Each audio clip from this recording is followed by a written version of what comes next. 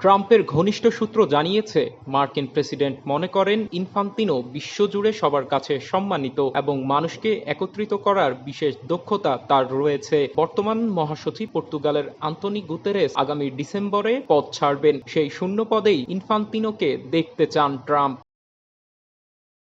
৫৬ বছর বয়সী ইনফান্তিনো ইউএফার সাবেক মহাসচিব এবং সুইস নাগরিক। এই বছরের বিশ্বকাপ আংশিকভাবে যুক্তরাষ্ট্রে আয়োজিত হওয়ার সুবাদে ট্রাম্পের সঙ্গে তার সম্পর্ক আরও গভীর হয়েছে। তবে তাদের পরিচয় অনেক আগের। ২০১৮ সালে বিশ্বকাপ আয়োজনের দাবিতে ইনফান্তিনোকে হোয়াইট হাউসে আমন্ত্রণ জানিয়েছিলেন ট্রাম্প।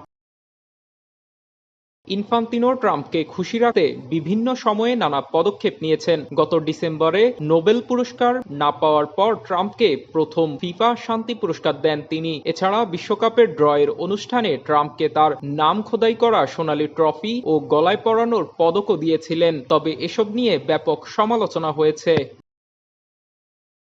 বিশ্বকাপ চলাকালীন ট্রাম্পের হস্তক্ষেপে মার্কিন স্ট্রাইকার পোলারিন বালোগানের লাল কার্ড নিষেধাজ্ঞা বাতিল করে ফিফা, যা নিয়ে আন্তর্জাতিক মহলে তীব্র সমালোচনা হয়। এছাড়া গাজায় $৭ বিলিয়ন ত্রাণ প্যাকেজের অংশ হিসেবে নতুন স্টেডিয়াম ও ফুটবল মাঠ নির্মাণের প্রতিশ্রুতি দিয়েছেন ইনফান্তিনো।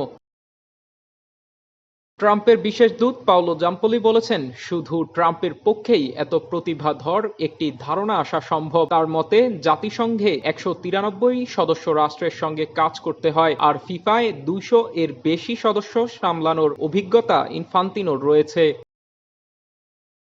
তবে মহাসচিব হতে হলে জাতিসংঘ নিরাপত্তা পরিষদের অনুমোদন এবং সাধারণ পরিষদের নিশ্চিতকরণ প্রয়োজন। চিলির সাবেক প্রেসিডেন্ট মিশেল বাশেলেট ও আন্তর্জাতিক পরমাণু শক্তি সংস্থার প্রধান রাফায়েল গ্রোসিও এই পদের প্রতিযোগী। উল্লেখযোগ্য বিষয় হলো, ইনফান্তিনো নিজে এই পদ চান কিনা বা ট্রাম্প তার সঙ্গে এ বিষয়ে কথা বলেছেন কিনা তা এখনো স্পষ্ট নয়।